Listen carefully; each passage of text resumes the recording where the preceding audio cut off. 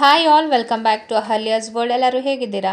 ನಾನಂತೂ ಸಖತ್ತಾಗಿದ್ದೀನಿ. ನಾವು ಶನಿವಾರ ಊರಿಗೆ ಹೋಗಿದ್ವಿ, ಹಾಗಾಗಿ ಸಂಡೇ ಸ್ಪೆಷಲ್ ಅಡುಗೆನ ನಿಮ್ಮ ಜೊತೆ ಶೇರ್ ಮಾಡ್ಕೊಳ್ಳೋಣ, ಹಾಗೆ ವ್ಲಾಗ್ನು ಶೇರ್ ಮಾಡೋಣ ಅಂಥೇಳಿ ಈ ವಿಡಿಯೋ ನಿಮಗಾಗಿ.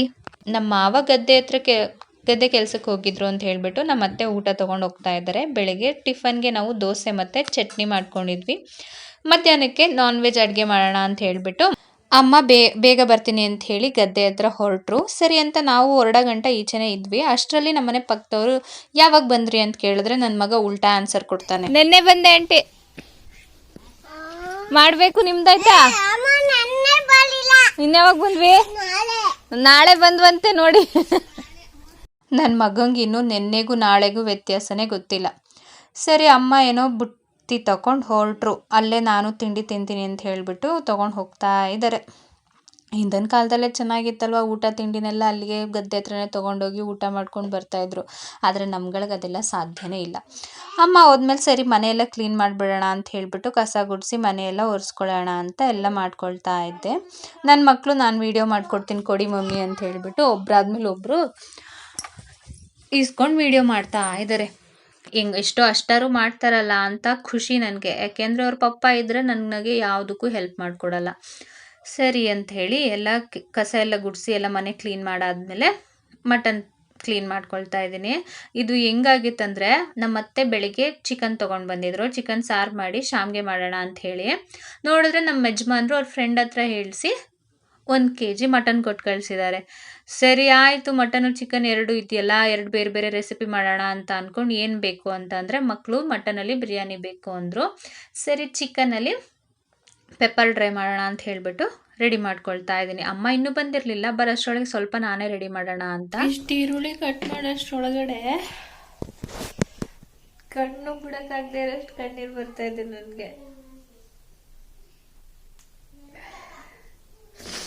ನಮ್ಮ ಹೆಣ್ಮಕ್ಳನ್ನ ಯಾರ ಕೈಲೂ ಅಳ್ಸೋಕ್ಕಾಗಲ್ಲ ಅಂತ ಅಂದರೆ ಈ ಈರುಳ್ಳಿ ಕೈಯಿಂದ ಅಳ್ಸೋಕ್ಕಾಗುತ್ತೆ. ಎಷ್ಟು ಮೋಸ ಅಲ್ವಾ? ಮಾಡೋಕ್ಕೆ ಅಂತ ಪುದೀನ ನೋಡೋಕೆ ಬಂದರೆ ಪುದೀನ ಒಂಚೂರು ಇಲ್ಲ.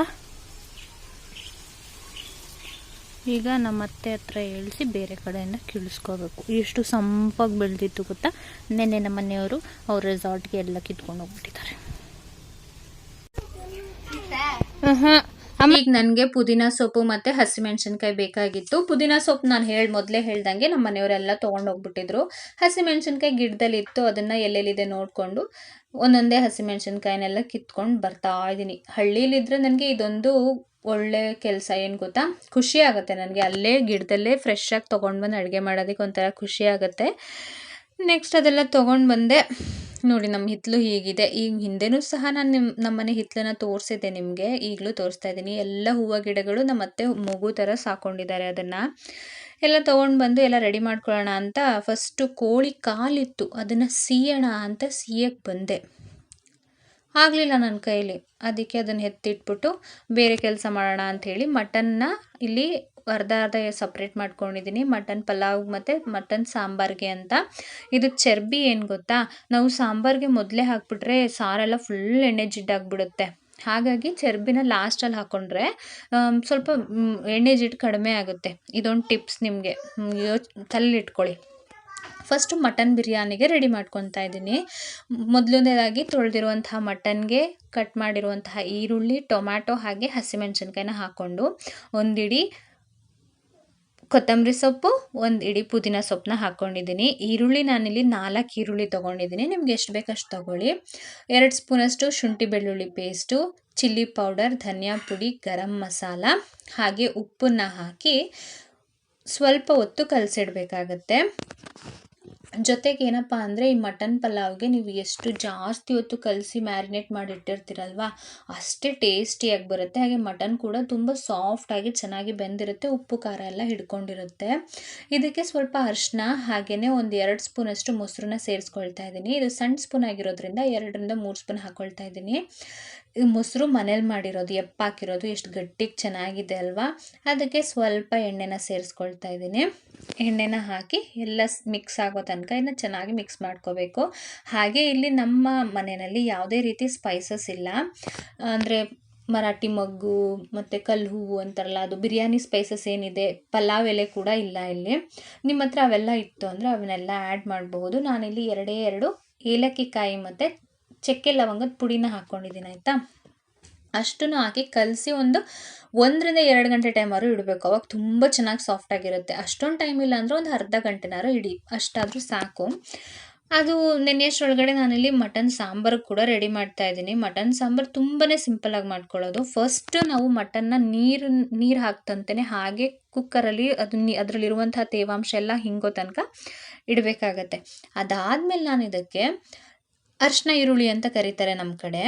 ಅಂದರೆ ಈರುಳ್ಳಿ, ಬೆಳ್ಳುಳ್ಳಿ, ಶುಂಠಿ, ಚಕ್ಕೆ, ಲವಂಗ ಮತ್ತು ಕೊತ್ತಂಬರಿ ಸೊಪ್ಪು, ಅರಿಶಿನ ಇಷ್ಟನ್ನು ಹಾಕಿ ಚೆನ್ನಾಗಿ ರುಬ್ಕೊಂಡಿರ್ತೀವಿ.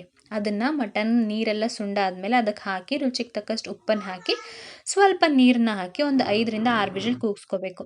ನಾರ್ಮಲಾಗಿ ಏನಪ್ಪ ಅಂದರೆ ಈ ಮಟನ್ ಕೆಲವೊಂದು ಕಡೆ ಬಲ್ತಿರೋದಾದರೆ ತುಂಬ ಜಾಸ್ತಿ ಕೂಗಿಸ್ಕೋಬೇಕಾಗತ್ತೆ. ಎಳೆದಾಗಿದ್ದರೆ ಬೇಗನೆ ಬೆಂದೋಗ್ಬಿಡುತ್ತಲ್ವ. ಹಾಗಾಗಿ ಈ ರೀತಿ ಅರಿಶಿನ ಈರುಳ್ಳಿ ಹಾಕಿ ಆಮೇಲೆ ಖಾರದ ನೀರು ಹಾಕಿದ್ರೆ ಮಟನ್ ಸಾಂಬಾರು ತುಂಬಾ ಚೆನ್ನಾಗಿರುತ್ತೆ, ಟೇಸ್ಟಿಯಾಗಿರುತ್ತೆ.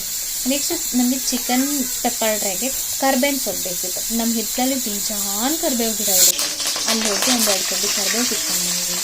ಚಿಕನ್ ಪೆಪ್ಪರ್ ಡ್ರೈ ರೆಸಿಪಿ ಕೂಡ ನಾನು ನಿಮಗೆ ನೆಕ್ಸ್ಟ್ ಅಪ್ಲೋಡ್ ಮಾಡ್ತೀನಿ. ಫಸ್ಟು ನಾವು ಮಟನ್ ಪಲಾವ್ ಮತ್ತು ಮಟನ್ ಸಾಂಬಾರು ನೋಡ್ಕೊಂಡು ಬರೋಣ. ಸಾಂಬಾರ್ದು ನಾನಿಲ್ಲಿ ಫುಲ್ ವೀಡಿಯೋ ಹಾಕಿಲ್ಲ, ನಿಮಗೆ ಬಾಯಿ ಹೇಳ್ತೀನಿ, ಅರ್ಥ ಆಗುತ್ತೆ ಅಂತ ಅನ್ಕೊಳ್ತೀನಿ. ಪೆಪ್ಪರ್ ಡ್ರೈ ಕೂಡ ತುಂಬಾ ಚೆನ್ನಾಗಿತ್ತು. ನಿಮಗೆ ಇದರಲ್ಲಿ ಸೆಮಿ ಗ್ರೇವಿ ಥರನಾದ್ರು ಮಾಡ್ಕೋಬೋದು ಅಥವಾ ಫುಲ್ ಡ್ರೈ ಆಗಿ ಕೂಡ ಮಾಡಬಹುದು, ನಿಮ್ಮ ಅನುಕೂಲಕ್ಕೆ ತಕ್ಕಂಗೆ ಮಾಡ್ಕೋಬೋದು. ಮತ್ತು ಎಲ್ಲ ಇರೋದ್ರಿಂದ ಅದು ಆರೋಗ್ಯಕ್ಕೂ ಕೂಡ ತುಂಬಾ ಒಳ್ಳೆಯದಲ್ವಾ. ಹಾಗಾಗಿ ಅದನ್ನೇ ಮಾಡೋಣ ಅಂತ ಅಂದ್ಕೊಂಡಿದ್ದೆ. ಯಾವಾಗಲೂ ಚಾಪ್ಸ್ ಮಾಡಿ ನನಗೂ ಬೇಜಾರಾಗಿತ್ತು. ಹಾಗಾಗಿ ಈ ರೀತಿ ಟ್ರೈ ಮಾಡೋಣ ಅಂತ. ಈಗ ಮಟನ್ ಪಲಾವ್ ನೋಡ್ಕೊಂಡು ಬರೋಣ. ಈಗ ಆಲ್ರೆಡಿ ನಾನು ಮ್ಯಾರಿನೇಟ್ ಮಾಡಿ ಮಡಗಿದ್ದೆ ಅಲ್ವಾ, ಅದು ಈಗ ಚೆನ್ನಾಗಿ ನೆಂದಿದೆ. ಮಟನ್ ಎಲ್ಲ ತುಂಬ ಸಾಫ್ಟಾಗಿರುತ್ತೆ. ಒಂದು ಕುಕ್ಕರ್ಗೆ ಸ್ವಲ್ಪ ಎಣ್ಣೆನ ಹಾಕ್ಕೊಂಡಿದ್ದೀನಿ. ನೀವು ಜೊತೆಗೆ ತುಪ್ಪ ಕೂಡ ಸೇರಿಸ್ಕೋಬಹುದು. ಅದಕ್ಕೆ ಈಗ ನಾವು ನೆನೆಸಿರುವಂಥ ಮಟನ್ ಎಲ್ಲ ಹಾಕಿ 1-2 ಸಲ ಚೆನ್ನಾಗಿ ಮಿಕ್ಸ್ ಮಾಡಿ ಹಾಗೆ ಬೇಯಕ್ಕಿಡೋಣ. ಅಲ್ಲಿಗೆ ತನಕ ಇಲ್ಲಿ ಅಕ್ಕಿನ ನಾನು ತೊಳೆದಿಟ್ಕೊತಾ ಇದ್ದೀನಿ. ಇಲ್ಲಿ ನಾನು 1-3/4 ಗ್ಲಾಸಷ್ಟು ಅಕ್ಕಿನ ತೊಗೊಂಡು ಚೆನ್ನಾಗಿ ವಾಶ್ ಮಾಡಿ ಸ್ವಲ್ಪ ನೀರು ಹಾಕಿ ನೆನೆಯೋದಕ್ಕೆ ಅಂತ ಬಿಡ್ತಾ ಇದ್ದೀನಿ ಆಯಿತಾ. ಈ ರೀತಿ ಮಾಡೋದ್ರಿಂದ ಪಲಾವ್ ತುಂಬ ಸಾಫ್ಟಾಗಿ ಬರುತ್ತೆ, ಅನ್ನ ತುಂಬ ಚೆನ್ನಾಗಿ ಬೆಂದಿರುತ್ತೆ ಆಯಿತಾ. ನಾವು ಮಟನ್ನ ಕುಕ್ಕರ್ ಮುಚ್ಚಳ ಮುಚ್ಚಿ ಒಂದು 4-5 ವಿಷಲ್ ಕೂಗಿಸ್ಕೋಬೇಕಾಗತ್ತೆ. ಅದಕ್ಕೂ ಮುಂಚೆ ಏನಪ್ಪ ಅಂದರೆ ನಾವು ಇದಕ್ಕೆ ಹಾಕಿರುವಂತಹ ಎಣ್ಣೆ ಏನಿದೆಲ್ಲ ಅದು ತೇಲ್ ಬರೋ ತನಕ ಸ್ವಲ್ಪ ಅದನ್ನ ಹಾಗೆ ಚೆನ್ನಾಗಿ ಫ್ರೈ ಮಾಡಿಕೊಂಡ್ರೆ ಮಟನ್ ಬೇಗ ಬೇಯುತ್ತೆ. ಹಾಗೆ ಮಟನ್ಗೆ ಅದರಲ್ಲಿರುವಂಥ ಸ್ಪೈಸಸ್, ಖಾರ, ಉಪ್ಪು ಎಲ್ಲ ಚೆನ್ನಾಗಿ ಹಿಡಿಯುತ್ತೆ ಅಂತ. ಈಗ ನೋಡಿ ಕುಕ್ಕರ್ ಮುಚ್ಚಳ ಮುಚ್ಚಿಟ್ಟು ನಾನೀಗ ಒಂದು 4-5 ವಿಷಲ್ ಕೂಗಿಸ್ಕೊತಾ ಇದ್ದೀನಿ. ಅಷ್ಟರಲ್ಲಿ ಈ ಕಡೆ ನನಗೆ ಚಿಕನ್ ಪೆಪ್ಪರ್ ಡ್ರೈ ಕೂಡ ಆಗಿತ್ತು. ಮೇಲ್ಗಡೆ ಒಂದು ಹಿಡಿ ಕೊತ್ತಂಬರಿ ಸೊಪ್ಪನ್ನ ಹಾಕಿ ಬಿಟ್ಟಿದ್ದೀನಿ. ಈಗ ನೋಡಿ ಮಟನ್ ನಾನೇನು ಬೇಯಕ್ಕಿಟ್ಟಿದ್ದೆ ಅದು ತುಂಬ ಚೆನ್ನಾಗಿ ಬೆಂದಿದೆ. ಇಷ್ಟು ಬೆಂದಿದ್ರೆ ನಾವು ಅಕ್ಕಿ ಹಾಕಿ 1 ವಿಷಲ್ಗೆ ಪಲಾವ್ ನೀಟಾಗಿ ರೆಡಿ ಆಗುತ್ತೆ. ಇನ್ ಕೇಸ್ ನಿಮಗೆ ಮಟನ್ನೇ ಬೆಂದಿಲ್ಲ ಅಂತ ಅಂದರೆ ಮಟನ್ ಬಿರಿಯಾನಿ ಮಾಡಿದ್ದು ವೇಸ್ಟ್ ಅಲ್ವಾ. ಹಾಗಾಗಿ ನೋಡಿಕೊಂಡು ಮಟನ್ ಚೆನ್ನಾಗಿ ಬೇಯಿಸಿ ಆ ನಂತರ ನೀವು ಅಕ್ಕಿನ ಹಾಕಿ ಪಲಾವ್ ಮಾಡ್ಕೊಳ್ಳಿ.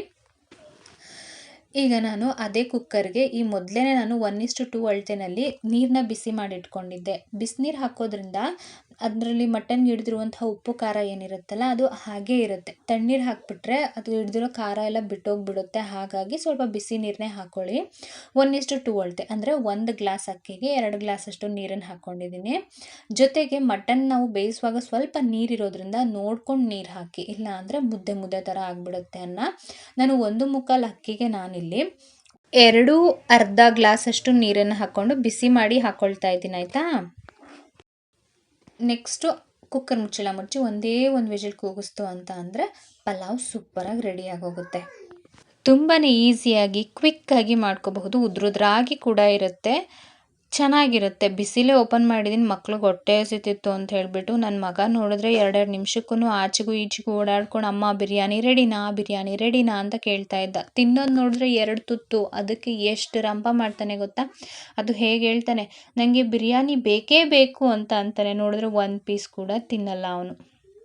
ಇಷ್ಟೊಂದು ಓಡಾಡ್ತಾ ಇರೋದು ನೋಡಿದ್ರೆ ಏನೋ ತಿಂತಾನೆ ಅನ್ನೋ ನಂಗೆ ಅನಿಸುತ್ತೆ. ನೋಡಿದ್ರೆ ನನ್ನ ಮಗ ಇಷ್ಟೇಷ್ಟು ತಿನ್ನೋದು ಕೋಳಿ ಮರಿ ತಿಂದಂಗೆ.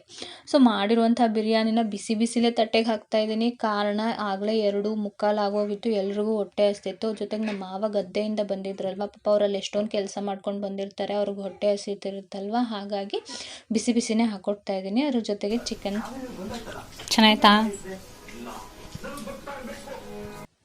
ಚಿಕನ್ ಪೆಪ್ಪರ್ ಡ್ರೈ ಮಾಡಿದ್ದೆ ಅಲ್ವಾ, ಅದನ್ನು ಹಾಕ್ಕೊಟ್ಟು ಎಲ್ರದ್ದು ಊಟಕ್ಕೆ ಹಾಕ್ಕೊಟ್ಬಿಟ್ಟು ನನ್ನ ಮಗನಿಗೂ ಕೂಡ ಊಟ ತಿನ್ನಿಸೋಣ ಅಂದ್ಬಿಟ್ಟು ಕೂತ್ಕೊಂಡಿದ್ದೀನಿ. ನನ್ನ ಮಗ ಹೇಳಿದ್ರೆ ಮುಗೀತು. ಚೆನ್ನಾಗಿತ್ತಾ? ಹೆಂಗೈತೆ? ಇಲ್ಲಿ ನೋಡ್ಕೊಂಡು ಹೇಳು ಹೆಂಗೈತೆ. ಇಷ್ಟಾಗಿತ್ತು ನನ್ನ ಸಂಡೇ ವ್ಲಾಗ್. ನೈಟ್ಗೆ ಅದೇ ಮಟನ್ ಸಾಂಬಾರು ಜೊತೆಗೆ ಮುದ್ದೆ, ಅನ್ನ ಮತ್ತು ಮಟನ್ ಸಾರು ಇಷ್ಟ ಆಗಿತ್ತಾಯ್ತಾ. ನಿಮ್ಮ ಜೊತೆ ಮತ್ತೆ ನಾನು ನಿಮಗೆ ಚಿಕನ್ ಪೆಪ್ಪರ್ ಡ್ರೈ ರೆಸಿಪಿನ ಶೇರ್ ಮಾಡ್ತೀನಿ. Thank you.